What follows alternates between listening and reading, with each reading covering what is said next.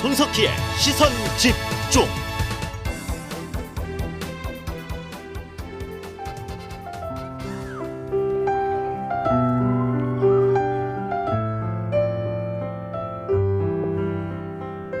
처음으로 하늘을 만나는 어린 새처럼, 처음으로 땅을 밟는 새싹처럼 우리는 하루가 저무는 겨울 저녁에도 마치 아침처럼 새봄처럼 처음처럼 언제나 새날을 시작하고 있다.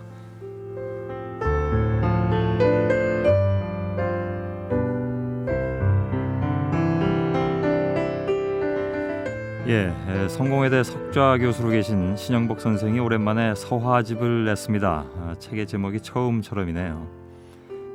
그 책의 한 구절을 여러분들께 설 연휴 마지막 날 아침에 이렇게 전해드렸습니다. 오늘 손석희의 시선집중 좀 특별한 시간을 갖겠습니다. 바로 이 책의 저자이신 성공회대 신영복 석좌 교수와 함께하는 아침입니다. 잠시 후에 시작하죠. 손석희의 시선집중. 오늘 순서는 조금 일찍 시작했습니다. 휴일이기 때문에 앞에 뉴스가 좀 짧아져가지고요. 5분 일찍 시작했는데 5분 일찍 시작하면서 좀 더 특별한 분을 또 오늘 모시게 됐습니다. 우리 청취자 여러분들께서도 매우 반가워하실 분입니다. 조금 제가 앞에 좀 덧붙인 말씀을 드리자면 최근에 우리 사회를 이해하기 위해서 반드시 짚고 넘어가야 할 것, 그것이 아마도 이제 갈등과 대립 구도인 것 같습니다. 아마 여러분들께서 연휴를 마치고 당장 내일부터 일상으로 돌아가시면서 가장 접하게 되는 주요 소식도 모르긴 몰라도 편가르기 또 불신에서 파생된 그런 뉴스들이 아닐까 싶기도 한데요. 설 연휴의 마지막 날 오늘은 나와 다른 사람과의 관계 그리고 성찰에 대한 진지한 목소리를 좀 담아볼까 합니다. 항상 연대와 신뢰 그리고 성찰의 미덕을 강조해 오신 신영복 성공회대 석좌 교수십니다.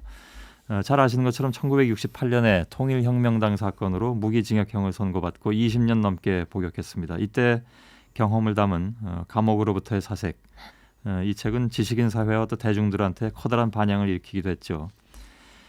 작년 8월에 성공회대에서 정년 퇴임하셨는데 여전히 강의를 계속하고 식지 않은 그런 열정을 보여주고 계십니다. 특히나 요즘은 여러분들 연휴 기간 동안에 뉴스를 통해서 접하셨겠습니다만 이른바 이제 진보 진영의 논쟁도 한창입니다. 여기에 노무현 대통령까지 가세하는 그런 상황인데요. 여기에 대한 신영복 교수의 입장도 역시 들어보는 시간을 갖겠습니다. 안녕하셨습니까? 네, 반갑습니다. 쉬시도 못하고 이렇게 모셔서 죄송합니다. 네. 괜찮으시죠? 네, 새해 복 많이 받으시고. 네. 새해 복 많이 받으시고 건강하시기 바라겠습니다. 네, 건강 좋으시죠? 네, 괜찮습니다. 그 명절은 잘 보내셨습니까? 어제 그제는? 네, 저는 고향에 내려가지 않는 사람이기 때문에 서울에서 여유 있게 지냈습니다. 아, 그러세요. 네. 모두들 다 잘 알고 계신 내용입니다만은 1988년에 출소를 하셨습니다. 20년 가까이 이제 감옥에서 지내시다가 그래서 따져보니까 만으로 치면 올해가 이제 또 이렇게 바깥 세상에서 지내신 시간이 딱 20년 되는 거의 20년이 됩니다. 네. 그래서 감옥에서의 20년 또 나오셔서 20년 어떤 차이, 어떤 의미가 있을까요? 그렇습니다. 제가 68년 구속될 당시는 이제 군사정권 시절이었고요. 그다음 88년은 87 이후 민주화가 이루어진 상태에서 나와서 지금은 민주화 이후에 무슨 위기의 시대다, 이런 갈등의 시대다 하는 이런 일련의 시간대를 제가 지나고 있는 셈입니다. 각 단계마다 차이가 많이 나는 그런 아주 단절된 세 개의 시간을 맞이하고 있다 그런 느낌이 있습니다. 지금은 목동에 사시죠? 네, 제가 출소 이후에 계속 목동에 살고 있습니다. 많은 분들이 그렇게들 말씀하시대요. 그 신 선생님의 이미지상 아파트보다는 한옥에 사시는 게 맞는 것 같은데 왜 아파트에 사실까? 이런 얘기들도 하던데 좀 답답하진 않으십니까? 네, 저도 사실은 감옥에 있을 때 출소하면 마당도 있고 물도 있고 나무도 있는 곳에 살겠지 그런 생각을 했었는데 계속 아파트에 살고 있습니다. 아마 그 얘기는 그 제가 출소 후에 집으로 놀러 왔던 몇몇 이제 친지들이 왜 아파트 사느냐고 예. 여러 가지로 한옥에 있는 게 어울린다고 하는 이야기가 그래 저 있었습니다. 아파트에 오래 산 사람들은 거기가 감옥 같다고 다른 데로 네, 가는 경우도 그러기도 합니다. 많거든요. 네. 근데 오히려 감옥에 오래 계셨던 분이 아파트 생활을 잘 적응하고 계신 것 같아서. 편하긴 합니다. 뭐 이렇게 묻혀진 얘기도 좋고요. 예, 그렇습니다. 예, 그런가요? 작년 8월에 성공회대학교 퇴임하셨고요. 네, 네. 그때 바로 퇴임 강의하시는 날 네. 아침에 저희 그 시선 집중과 인터뷰를 하신 바 있습니다. 기억나시겠죠? 네, 기억합니다. 예, 네. 예. 그 이후에 뭐 여행도 좀 하고 싶다 이런 말씀하신 걸로 저희가 알고 있는데 계속 뭐 강의를 해오셨기 때문에 개인적 짬을 내시긴 좀 어려우셨겠네요. 네, 좀 처음 퇴임과 함께 했으면 했던 계획이 좀 미뤄진 셈입니다. 마음대로 잘 안 되시죠? 네, 잘 안 되고 학교에 일단 강의가 있고요. 사실은 제가 갤로프 타고 떠나자 그런 생각을 했거든요. 그 이름이 그러면, 이제 예. 갤로프니까 아주 오래된 계획인데 예. 그런데 여행도 하고 싶고 또 부담 없는 그런 이제 시간들 좀 갖고 싶다 예, 예. 그랬는데 사실은 못했습니다. 그러면 뭐 당장 내일이라도 네. 나름대로 자유 시간이 주어진다면 어디로 가고 싶으십니까? 못 가본 데가 참 많습니다. 예. 당장 국내만 하더라도 또 그동안 되게 구속되어 있는 사람들이 제일 간절한 게 어디 가는 거거든요. 예. 네, 그래서 제가 많이 가지를 못했고 누구는 또 내가 20년 쉬었으니까 열심히 일해야 된다고 그러는데 사실은 감옥에 있었던 20년이 쉰 건 아니거든요. 예. 네, 그래서 좀 조금 편하게 있고 싶기도 하고 예. 그렇습니다. 네. 그 이제 그 세상살이 이렇게 마음대로 안 되는 모양입니다. 어디 이렇게 가고 싶으신데 다 붙잡아 주는 사람들이 많으니까 이건 어떻게 보면 또 행복하신 일일 수도 있겠죠. 네, 그렇게 생각해야죠. 예. 그 퇴임 직전의 인터뷰를 보니까요. 퇴임 후에는 꼭 하고 싶었던 일을 할 것이다라고 말씀하신 바가 있습니다. 그것이 여행이 아니라면 다른 건 어떤 게 있을까요? 꼭 하시고 싶었던 일이라면? 제가 그동안 이제 강의 내용이라든가 이렇게 이 자료들을 많이 모아놓은 게 있습니다. 그걸 예, 이제 예. 정리해야 되고요. 예. 또 한 가지는 제가 많이 알려진 감옥으로부터 사색이란 책에 못다 쓴 많은 이야기들이 있습니다. 아, 아직도요. 네, 그 책은 검열받은 책이기도 하고요. 아, 그 편지 당시만 해도 검열이 있었고요. 아, 그러니까 그 안에서 그렇지, 왔다 갔다 보낸 그렇죠. 편지이기 예. 때문에 예. 네, 그리고 또 그 검열을 전제하기 때문에 스스로 자기 검열도 아주 엄격하게 했고요. 예. 그래서 그게 못 담은 이야기들이 참 많은데 그것도 언젠가 정리해서 이렇게 다시 이렇게 예. 전해야겠다는 생각도 있고요. 그렇습니다. 검열을 안 받으셨다면 어떤 얘기를 쓰셨을까요? 그러니까 앞으로 담으실 얘기에 꼭 지금 말씀만 해주십사 한다면 어떤 말씀을 하실 수 있을까요? 사실은 제가 20년간 참 많은 사람들을 만났습니다. 바깥에 있었더라면 도저히 만날 수 없었던 사람들, 예. 뭐 우리 사회를 아주 힘들게 살아왔던 분들도 참 많고요. 또 해방 전후에 그 격동기를 살았던 정치적인 사건으로 겪었던 분들, 예. 또 북에서 이렇게 공작원으로 내려왔던 분들, 굉장히 많은 이야기들을 제가 듣게 되는데 예. 그 얘기들도 하나하나가 우리 사회의 어떤 실상과 우리 역사를 참 많이 담고 있다. 이런 이야기들이 참 많습니다. 예. 그것도 제가 저로서는 일단 전해야 될 그런 의무가 조금은 있지 않나 하는 생각을 하고 있습니다. 예. 상당히 그 좀 뭐랄까요, 호기심이 생기네요. 그렇다면은 감옥으로부터의 사색 2편이 되는 거나 마찬가지일 텐데요. 네, 그렇습니다. 예. 네, 그래서 제가 감옥으로부터 사색도 제목을 제가 붙인 게 아니거든요. 예, 예. 그래서 저는 제목을 뭘로 하고 싶었냐고 그래서 다시 쓰고 싶은 편지 이렇게 붙이고 싶었다고. 왜 그러냐면 예. 방금 말씀드렸듯이 그런 못 담은 이야기들이 참 많아서 예. 다시 쓰고 싶다. 지금도 그 책 잘 보진 않습니다만 보면 그런 생각이 가끔 나기도 합니다. 예. 언제쯤 나올 수 있을까요, 그 책은 그러면? 구체적인 계획은 없습니다. 제가 상당한 정도 정리는 해뒀습니다. 예, 예. 알겠습니다. 한번 기다려 보겠습니다. 저기 MBC 오늘 오랜만에 오셨죠?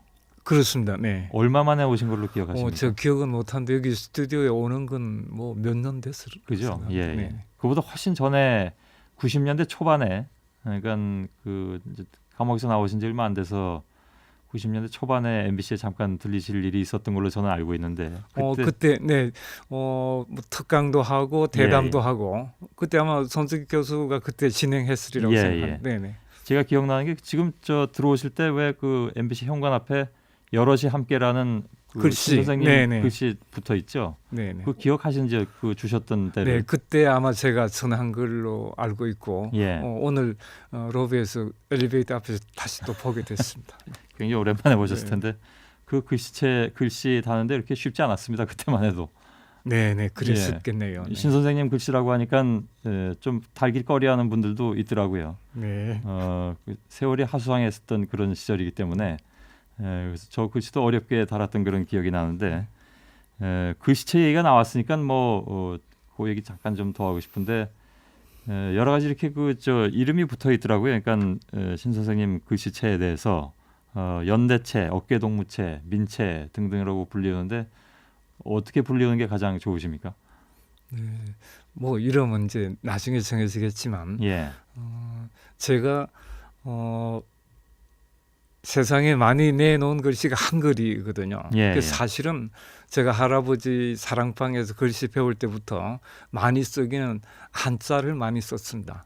근데 이게 이제 일반인들이 요구가 한글이 많고 또 예. 한자는 이렇게 읽기가 어렵고 이래서 한글 많이 쓰게 됐는데 지금 우리나라에 그동안 한글이라고 하면 궁체와 훈민정음 판본체 예, 이게 뭐 기본으로 되어 있는데 그 체가 제가 싶은 글들 쓰고 싶은 글들 예를 들면 민중시라든가 민요라든가 이런 것과는 그 형식이 잘 어울리질 않았어요. 예, 예. 그래서 그걸 고민하다가 감옥에서 제가 그동안 자주 받았던 어머님의 그 서간체 편지가 있어요. 아, 예. 네, 그 무릎에 놓고 이렇게 내리다지로 밑으로 쓰는 붓글씨로 그 글씨를 보고 제가 이게 서민적인 그런 미학이나 분위기가 있다 이런 예. 생각을 하고 그쪽으로 이제 계속 이렇게 시도를 했어서 예. 오늘날 뭐 방금 그런 이름으로 이렇게 글씨가 소개되고 있습니다만 저는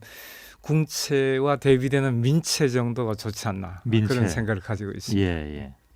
그래서 그렇게 마다하지 않고 다 주시는 걸까요? 그러니까 글씨 좀 주십시오 이렇게 청해드리면 다 웬만하면 이렇게 주신다고 들었는데요. 글씨 제가 그렇습니다. 많이 나눠 갖는 편이고요. 예, 이번에도 사실은 그 지난주에 끝났습니다마는 성공회대 교수 소화전이 있었어요. 예, 인사동에서. 그때도 뭐 거의 저한테 이제 글씨 공부를 하는 선생님들이 있었기 때문에 비슷한 글씨가 많고 예. 그래서 많은 사람들이 가져갔어요. 네, 학교 장학금을 좀 기탁을 하고 그런가요? 네, 그랬습니다. 그 책 얘기 잠깐 좀 하겠습니다. 제가 아까 뭐 앞에도 잠깐 소개해드렸습니다만 제목이 처음처럼 책 내용은 처음처럼으로 시작해가지고 석가불식으로 끝나던데요. 석가불식에 대해서는 작년 8월에 아까 말씀드린 대로 퇴임 강연 하실 때 그때 얘기를 좀 하신 바가 있는 걸로 알고 있습니다. 다시 한번 좀 풀어주신다면 어떤 뜻일까요? 네, 제가 서문에도 썼습니다만은 처음처럼이 이제 제일 먼저 나오고요. 예. 제일 마지막이 이제 석가불식인데 사실은 내용은 같다 그런 얘기를 제가 쓰고 있습니다. 사람이 이제 세상 살다 보면 자기 마음대로 안 되기 때문에 뭔가 다시 하고 싶은 예. 아까도 제가 뭐 다시 쓰고 싶은 편지 말씀도 드렸습니다만 예. 이런 경우만 사실은 다시 할 수가 없거든요. 우리 삶이라는 게. 예. 그래서 저는 또 다른 처음을 만드는 수밖에 없다. 계속해서 예. 그런 뜻으로 쓰는데 그 또 다른 처음을 만드는 방법이 저는 석가불식이라는 그런 우리 고전 명언에서 이제 찾을 수 있다고 생각을 하죠. 예. 석가불식이라는 게 쉽게 얘기하면 가을철에 감나무 가지 끝에 남아 있는 빨간 감 한 개, 그게 석가입니다. 예. 먹는 것이 아니다. 불식. 그건 씨를 받아서 이듬해 새싹으로 키워낼 것이다. 그래서 바로 그 한 개 남은 나목의 그것이 상징하는 의미가 석가불씨라고 생각하고요. 예. 그 첫째로는 잎사귀를 다 들고 나무의 근간을 직시하자 그런 뜻입니다. 예. 예. 거품을 걷어내고 뭐 개인이든 우리 사회적이든 거품을 걷어내자. 그 우리 사회 근본적인 구조를 한번 직시하자. 그 다음에 그 잎사귀를 떨구어서 예. 뿌리를 덮는다. 이제 뿌리를 거름한다. 우리 사회 가장 중요한 예. 가장 근본적인 그런 잠재 역량들을 길러내는 것. 그게 바로 또 다른 처음을 예, 이렇게 예. 시작하는 게 아닌가 그런 뜻으로 제가 얘기하고 있습니다. 예. 그동안에 나오셔서 한 20년 동안 쭉 많은 분들한테 얘기해 오셨던 근본의 문제, 처음의 문제, 여기에 여전히 깊이 천착하고 계시구나 하는 그런 느낌을 갖게 되네요. 조금 이 질문은 거북하실지 모르겠는데요. 요즘 들어서 그런 얘기도 있습니다. 그러니까 이게 이제 처음처럼하고 관계된 건데 소주 이름이 돼가지고 혹시 어떤 상업주의 이런 것과 본의 아니게 맥이 다 있는 게 아니냐. 조금 의외다. 이런 말씀을 하신 분들도 계시거든요. 네, 그렇습니다. 예. 사실은 그 처음처럼이라는 소주 이름 그게 이제 만들어질 때 조금은 제가 이렇게 내키지 않은 면이 없지 않았습니다. 예, 예. 그 이제 네이밍하는 디자인 회사에 이제 제가 잘 아는 후배가 있어서 예. 그런 제의를 받았는데 뭐 한편으로는 또 그런 의견도 있습니다. 그 스스로 아까 얘기했던 민채라고 하니까 예, 예. 가장 서민적인 술의 이름으로 서민들의 애환에 가장 가깝게 다가가는 것도 나쁘지 않다. 예. 그런 얘기는 그건 참 좋다. 제가 그런 생각이 들고요. 예. 뭐 상업주의 양면성이 있는 거겠죠. 네, 그렇습니다. 예. 상업주의란 게 어떤 대중정서의 지식인 고유의 어떤 비판성을 이 방기하고 영합하는 거라면 예. 뭐 상업주의로 하고 있지만 뭐 일종의 공감이 아니겠는가. 예. 어떤 민채기도 하고 아까 말씀드린 처음처럼이라는 화두가 우리 시대에 조금은 이렇게 뭔가 가깝게 다가갈 수 있는 뜻이기도 하고요. 예. 그럼에도 불구하고 한 걸음만 더 들어가 보자면 그 작년에 9월이었나요? 어느 교수신문이었나요? 거기 선생님에 대한 어떤 그 비판론이 잠깐 실린 적이 있습니다. 이것도 거기에 이제 연관이 되는 문제긴 한데요. 그러니까 예를 들어서 지식인의 상품화 문제. 그래서 혹시 뭐 이게 그 자본주의 사회에서 상품화라는 것을 완전히 배제하고 얘기할 수는 없는 거지만 혹시 그 많은 사람들이 거기에 호응하고 그 호응의 이면에 일종의 우상숭배라든가 이런 것들이 들어가는 것은 그건 좋지 않다는 것이 아니냐. 그러니까 그것이 바로 상업주의 전략이고 혹시 거기에 이제 그 신영복 교수께서 좀 휘말려 들어간 게 아니냐 이런 비판이 있었거든요. 네. 뭐 처음처럼 이제 브랜드 네이밍도 그렇고 그동안에 낸 책들이 비교적 많은 독자들에게 읽혔다. 예. 그다음 뭐 여러 가지 이유가 있겠습니다. 제가 그 비판한 글을 직접 보진 않고 예. 그 글을 반박한 논문은 사이트에 올라와서 제가 읽은 적이 있는데 예. 뭐 여러 가지 방금 말씀하셨듯이 양면성이 있다고 봅니다. 예. 이 자본주의 사회에서 상품의 형식으로 유통되고 이렇게 서로 소통될 수밖에 없는 이런 기본적인 성격이 있기 때문에 그런 상업주의적인 논의가 저는 뭐 따를 수 있다고 보는데 예. 아까도 말씀드렸습니다마는 이게 상업성이냐 아니면 대중성이냐 이런 문제도 우리가 사실은 지식인들로서는 고민을 해야 되고요. 예. 그 상아탑의 그 높이를 좀 줄이고 현실과 대중정서에 좀 다가가는 태도도 필요하지 않는가라는 생각을 저는 개인적으로 하고 있습니다. 예. 최근에 나온 여러 가지 얘기 가운데 신영복 교수에 대한 어느 정도의 비판 그리고 거기에 대한 또 반론. 그러니까 신 교수께서는 가만히 계셔도 한쪽에서는 또 일정 부분의 비판이 있는가 하면 한쪽에서는 또 그에 못지않은 반박이 나오고 그러거든요. 아마도 조금 아까 말씀하신 그 반박은 전북대 강준만 교수가 한 반박으로 알고 있는데요. 여기에 대해서는 저는 지금 처음처럼에 대한 얘기를 하고 있는 건 아니고 이른바 신영복 교수의 진보가 과연 그 실체가 무엇이냐라는 것에 대한 논쟁이 잠깐 오간 걸로 알고 있습니다. 그러니까 예를 들면 한미 FTA라든가 비정규직 문제에 대한 어떤 그 구체적인 입장이나 답안을 이제 우리 신영복 교수께서 내놓는 것은 아니지 않느냐. 그러니까 뭐랄까요, 조금 구체성이 떨어진다라든가 관념화되고 있다라든가에 대한 비판, 이런 것들이 그 비판의 핵심에 있는가 하면 예를 들면 강준만 교수는 그렇지 않다. 그것은 우리가 어찌 보면 신영복 교수의 실체, 그 존재를 잘못 소비하는 것이다. 이거 뭐 표현이 그렇게 나와 있으니까 제가 이제 옮겨드리는 건데요. 그래서 매우 옹호적인 입장에 서기도 했습니다.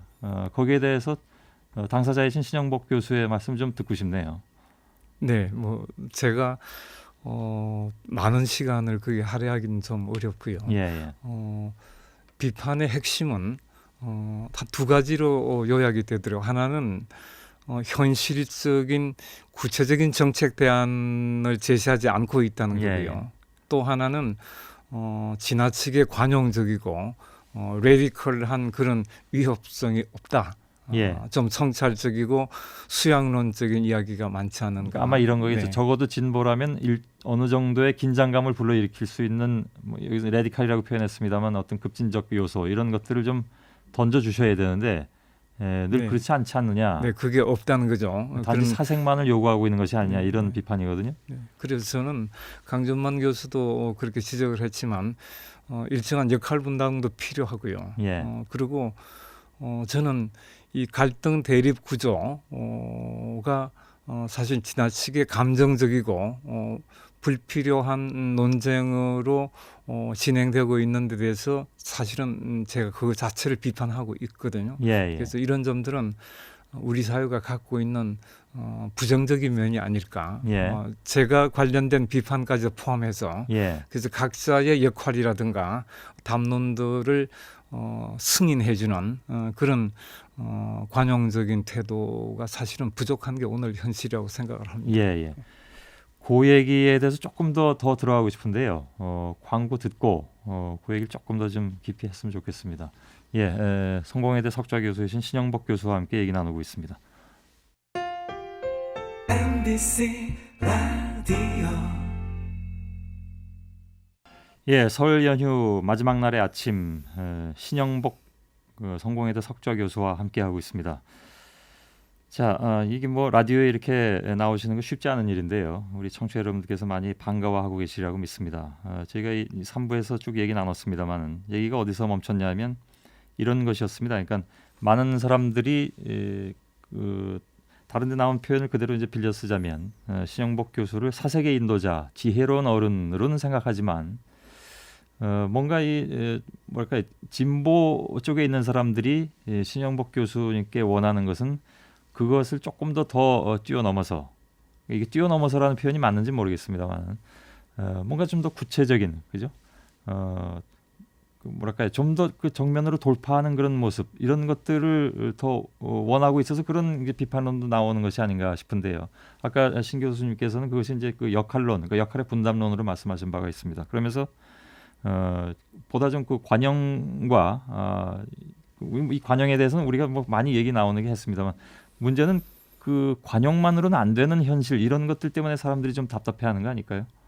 네, 물론 제가 그런 요구를 이해하지 못한 건 아니지만 저는 반대로 그런 요구를 저대로는 아주 완곡하게 제가 이제 비판을 하고 있는 셈이죠. 제가 지금까지 살아오면서 특히 이 전혀 다른 상황이었던 감옥 생활을 하면서 느낀 것은 사람들은 참으로 저마다의 피치 못할 이유들을 갖고 있구나. 그런 생각을 하게 돼요. 우리 사회도 마찬가지로 수많은 이해관계가 서로 충돌하고 있고 수많은 경험과 주장들을 갖고 있는데 이걸 자기 것으로만 관철하려고 하는 태도는 기본적으로 타인에 대한 배려가 없는 다시 말하면 오만한 태도다. 바로 그런 점을 우리가 반성하는 것이 현재의 이런 불필요한 대립과 증오, 이런 갈등 구조를 풀어내는 가장 기본적인 과제라고 저는 생각하기 때문에 다소 성찰적이고 지나치게 관용적이라는 비판이 나올 정도로 예. 제가 그 부분을 쭉 강조를 하고 있다고 저는 또 생각을 합니다. 예. 그럼 지금 우리 사회가 겪고 있는 여러 가지 갈등, 그로 인해서 파생되는 여러 가지 부정적인 면에 대한 치유책으로서 그러면 관용을 제시하고 계신 건가요? 그러니까 근데 그거조차도 혹시 너무 관념적으로 받아들일 수 있는 그런 그 부분도 있기에 그렇다면 그것을 어떻게 구체적으로 실천할 것인가 하는 문제가 남는데요. 그 부분에 대해서는 그럼 어떻게 생각을 하시는지? 네, 그렇습니다. 방금 그 FTA 문제 또 이제 비정규직 예, 문제 예. 이런 데에 대해서 구체적인 제가 주장은 하지 않았지만 제 입장은 다 일거스리라고 생각을 합니다. 예. FTA 사실은 바람직하지 않지만 피치 못할 현실이거든요. 예. 예, 비정규직도 우리가 97년 그 환란 이후에 조정 과정에서 그 당시 상황은 불가피했던 그런 어떤 선택 예. 이런 점이지만 이 바람직하지 않은 선택을 원천적으로 거부할 수 있는 상황은 아니었거든요. 예. 그래서 이걸 어떻게 단계적으로 지혜롭게 극복하느냐 하는 과제가 남아 있고요. 그 과정에서 굉장히 불필요한 논쟁들, 심지어는 증오에 이르는 그런 갈등들이 많았는데 예. 문제는 이런 갈등과 대립을 건강한 긴장으로 우리가 이렇게 만들어내는 연착륙시키는 그런 예. 노력이 필요하고 그 과정에서 방금 말씀드렸듯이 다른 사람의 입장과 상황을 이해해주는 그런 성찰성이 필요하다. 예. 특히 그 진보 진영에 대해서 제가 그 얘기를 요구를 하고 있습니다. 예. 근데 얘기는 여기서 자연스럽게 어디로 연결될 수 있냐면 바로 이제 뭐 FTA 문제라든가 비정규직 문제가 나오면서 현실 정치하고 연결되는 부분들이 생겨나고 맙니다. 그러니까 사실 뭐 현실 정치에 대해서 신 교수님께 여쭤볼 생각은 그렇게 많지 않았습니다만 얘가 그렇게 돌아갔으니까 그냥 여쭤보도록 하죠. 요즘 그 노무현 대통령까지 이제 가세해서 이른바 이제 진보 진영 내 논란이 일어나고 있지 않습니까? 그러니까 어찌 보면 참여정부는 실패한 저 개혁 정부이고 그렇다면 보수에게 넘겨주는 것도 맞지 않느냐라는 문제 제기를 최장집 교수가 했습니다. 고려대. 근데 여기에 대해서 조희연 교수가 반박을 했고요. 그죠? 즉 어떤 그 내적 무능보다는 외적 조건, 이른바 신자유주의화로 대변되는 외적 조건에 그만큼 영향을 받을 수밖에 없지 않냐라는 이른바 이제 옹호론이 조희연 교수로부터 같은 성공회의에 계십니다만 나왔고 여기에 대해서 다시 반박이 그 서강대 손호철 교수로부터 또 나왔습니다. 그래서 네네. 요즘 이 논란이 좀 심한데요. 거기에 대해서는 어떻게 진단하고 계신지요? 지금 말씀하신 흐름에 따르자 보자면 조희연 교수의 생각하고 비슷한 것처럼 느껴지기도 하는데요.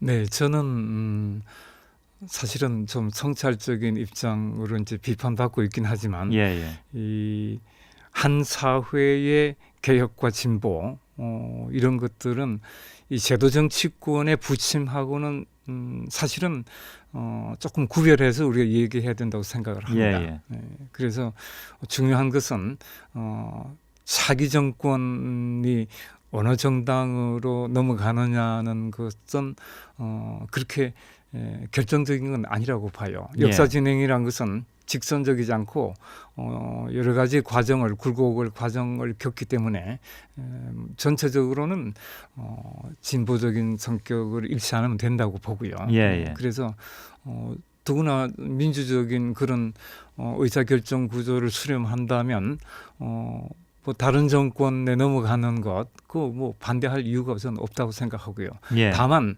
이런 과정에서 방금 말씀드린 장기적인 이 어떤 잠재 역량이 계속 신장돼 가는 그런 변화라야지 그것이 이제 포기되고 단절되는 것은 바람직하지 않다는 게 제 입장입니다. 예. 그 말씀은 얼핏 들으면 고려대 최장집 교수의 생각하고 또 비슷하게 보이시기도 하는데요. 최장집 교수의 의견이 비슷했거든요. 그러니까 이렇게 된다면 이른바 이제 보수 집권 수용론, 그러니까 보수 쪽으로 넘어가도 그것이 어떻게 보면 이제 민중의 어떤 그 민생의 삶을 해결할 수 있는 길이라면 뭐 받아들여야 되는 부분도 있지 않느냐 이런 요지였는데 그럼 거기에도 일리가 있다고 보시는 생각이신가요? 뭐 제가 그걸 그쪽 수용론을 지지하기보다는 예. 모든 사회적 실천이라든가 개혁도 일단은 많은 사람들 대중들과의 어떤 정치적인 목적이 서로 공유되는 과정으로 이루어져야 된다고 생각을 하죠. 예, 예. 그렇다면 그런 유권자라든가 나아가서는 국민의 선택이 그렇다면 그걸 굳이 반대하는 논리는 저는 옳지 않다고 보고요. 예, 예. 문제는 그 과정에서 얼마나 많은 그런 새로운 가능성들을 우리가 이어갈 것인가 이 예. 문제를 고민해야 된다고 저는 봐요. 예.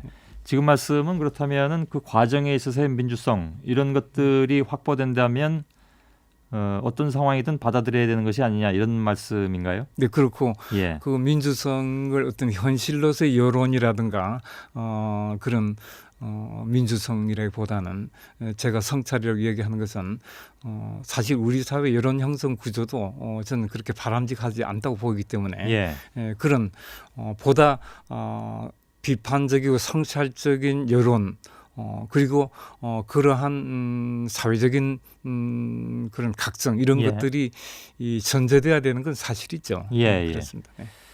그렇다면 그 지금의 그 전제는 성숙이 돼 있다고 생각을 하시는지, 그러니까 말씀하실 때 여론의 형성 과정이라든가 이런 것에 대해서 100% 이렇게 동의하시지는 않은 듯한 그런 느낌이 들어가지고요. 네, 그렇습니다. 그래서 제가 바로 이 모든 사회 변혁에서는 중장기적인 그런 정책 대응이 있어야 된다고 봐요. 예, 그래서 그러나 지금까지 우리가 이루어져 왔던 좀 불충분하지만 개혁과 진보가 다시 원점으로 저는 환원하리라고는 생각하지 않습니다. 예. 어떤 상황이라고 하더라도 예. 그런 점에서 좀 장기적이고 거시적인 관점으로 제도 정치권의 변화를 이렇게 우리가 평가하는 태도가 옳다 그런 예. 생각을 갖습니다. 뭐 이게 어려우실지 모르겠습니다만 현 정부에 대한 평가도 좀 부탁을 드렸으면 좋겠는데요. 노무현 대통령이 지난 17일에 올린 글을 보면 이게 지금 그 연휴 내내 좀 화제가 되기도 했습니다. 이 글이요. 자신은 신자유주의자가 아니며 좌파도 아니지만 진보의 가치를 실현하는 사람이다 이렇게 규정을 했고 참여정부는 교조적 진보에 대응하는 유연한 진보라는 것이 노무현 대통령의 주장이었습니다. 여기에는 동의하시는지요? 저는 유연한 진보 부분은 제가 동의합니다. 예. 그러나 참여정부가 뭐 100% 실패했다, 뭐 아주 참담한 실패했다 이렇게 보지는 않거든요. 예. 물론 이제 여론 지지도가 무척 낮기 때문에 그게 실패했다고 할 수 있지만 예. 그 여론이란 형성 과정이 방금 말씀드렸듯이 그게 반드시 우리가 믿을 수 있는 것은 아니기 때문에 그리고 실제로 모든 진보적인 실천이 역사적으로 위기가 아닌 경우가 사실은 없습니다. 예. 보수적인 논의는 이미 있었던 것들, 그래서 많은 사람들이 알고 있는 것들을 주장하기 때문에 사실은 생소하지는 않죠. 예. 그러나 진보적인 주장은 없었던 것, 아직도 경험하지 않은 것들을 제시하는 거기 때문에 다소 관념적이기도 하고 항상 보수적인 그런 구조로부터 저항을 받게 되기 때문에 예. 항상 위기 구조라고 할 수가 있습니다. 예. 그 예를 들면 그 유연한 진보가 그 정확하게 뭔지 제가 잘은 모르겠는데요. 노무현 대통령이 얘기하는 아마도 여태까지 얘기가 나온 것에 비추어서 생각하자면 지금 이 시간에 저희가 얘기한 한미 FTA 추진 문제라든가 비정규직 문제에 있어서의 어떤 그 노동계의 반발 이런 것들을 생각해서 유연한 진보라고 얘기했을까요? 네. 뭐 해석은 좀 다를 수 있겠습니다만은 제가 그 감옥에 있을 때 예. 그 해방 전후에 그 격동기를 살았던 많은 이제 이 선배들이 예. 무슨 말씀을 하시냐 그러면 이론은 좌경적으로 하고 예. 실천은 우경적으로 해야 된다.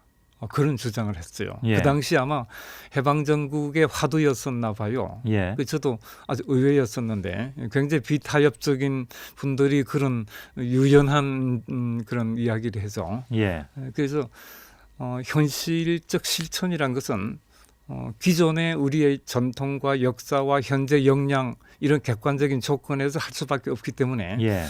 일정 부분 그 현실을 수용하지 않을 수가 없습니다. 예. 예. 그러면서도 그 현실에 영합하거나 거기 매몰되지 않는 태도 예. 이게 아마 진보이면서 유연한 예. 이런 모습이 아닐까 생각을 예. 하죠. 근데 진보든 보수든 이른바 유연성을 갖추는 그 시작부터 그러니까 유연성을 갖춘과 동시에 사실은 본질로부터 떠나버리는 게 아니냐. 그러니까 이 정부를 택한 사람들 아니면 또 다른 정부를 택하게 될 사람들의 생각에 그 유연성이 지나친 유연성이 된다면 도대체 어떤 방향을 보고 정부를 택할 것이냐 하는 문제가 남는데요. 네, 그렇습니다. 그 부분에서 저는 소통과 이런 동의 구조 이게 좀 부족했다고 봐요. 예. 그래서 우리가 장기적으로는 어떤 방향으로 가자는 합의와 소통이 있어야 되고요. 예. 그래서 우리 현실적인 조건이 이러이러하기 때문에 지금은 아프지만 이런 부분을 수용하지 않을 수 없다. 예. 이런 동의 구조가 사실은 없었죠. 예. 그래서 서로 양극적인 그런 이런 극단적인 의견 충돌만 예. 있어왔지 않는가 생각을 합니다. 1분 정도 남았는데요. 한 가지만 짧게 질문을 드리겠습니다. 정치권이나 종교계, 법조계, 학계가 아닌 신뢰 집단의 형성 이걸 강조해 오신 바가 있습니다. 그 신뢰 집단이라면 그러면 누가 만들어야 된다고 보시는지요? 사실 뭐 사회적인 문제가 아니라 개인적으로도 자기가 전폭적으로 신뢰하는 사람이 있으면 그 사람의 이야기를 수용하고 또 그분을 따르면 되거든요. 예. 예. 사회도 마찬가지라고 생각해요. 우리 사회 현재가 제도 정치권, 언론, 뭐 사법, 뭐 학교, 뭐 종교계 할 것 없이 전폭적인 신뢰를 받는 집단이 사실은 없다고 봐야 되거든요. 예, 예. 이런 조건에서 우리가 좀 건설적인 우리 이 여러 가지 이 낭비를 줄이려면 그런 걸 만들어내야 되는데 이 만들어낸다면 누가 특정한 사람이 특정한 모습으로 만들 수 있는 건 아니라고 봐요. 예. 어떤 꾸준한 시도를 해야 된다고 보죠. 저는. 예. 알겠습니다. 그 쉬운 작업은 아닐 것 같습니다. 네. 예. 말씀 잘 들었습니다. 오늘 성공회대 신영복 석좌 교수와 함께 3, 4부를 쭉 이어서 이렇게 말씀 나눴습니다. 여러 가지 좋은 말씀 고맙습니다. 네. 예, 새해 건강하십시오. 고맙습니다. 네. 예, 고맙습니다.